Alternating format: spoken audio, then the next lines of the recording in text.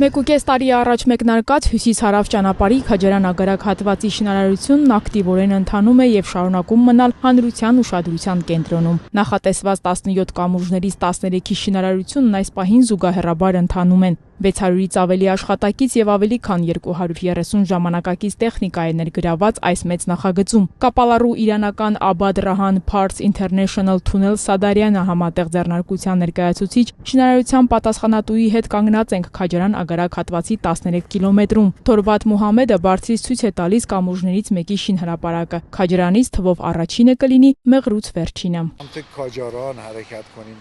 32 կիլոմետրի մեջ 3.2 կիլոմետրը կլինեն կամուրջները, իսկ 1 կիլոմետրը երկու թունելները։ 5 հատ էլ ճանապարհային հանգույց կլինի, որոնք իրար կկապեն գյուղերից դուրս եկող հին ճանապարհները նորերի հետ, կրճատելով եւ հեշտացնելով երթևեկը։ Այս նոր կառուցված կամուրջը 3 երթուղի կունենա, թույլատրելի հաշվարկային արագությունը 80 կմ/ժ։ Այս կամուրջը կկապվի թունելի հետ, դրա շնորհիվ արագ կմտնենք Քաջարան։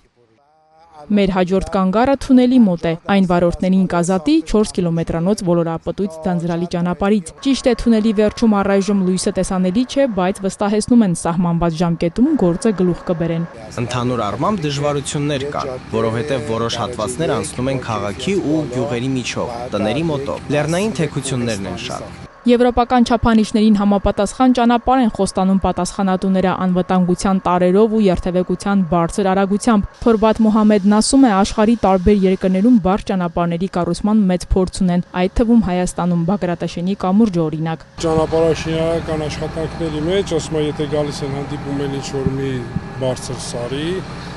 պարտավորված են արդեն որ թունել կառուցեն, որովհետև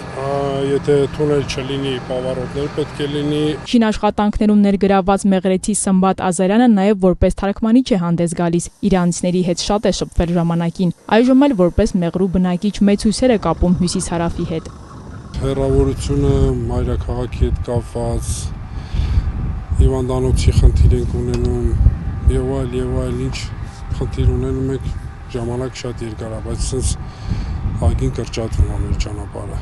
Քաջարան-Ագարակ հատվածում կառուցման համար Հայաստանը կայունացման եւ զարգացման Եվրասիական հիմնադրամից $150 միլիոն վարկ է վերցրել, բայց նաեւ կառավարությունն է հատկացումներ արել այս նախագծի իրագործման համար։ Ավարտը նախատեսված է 2027-ին։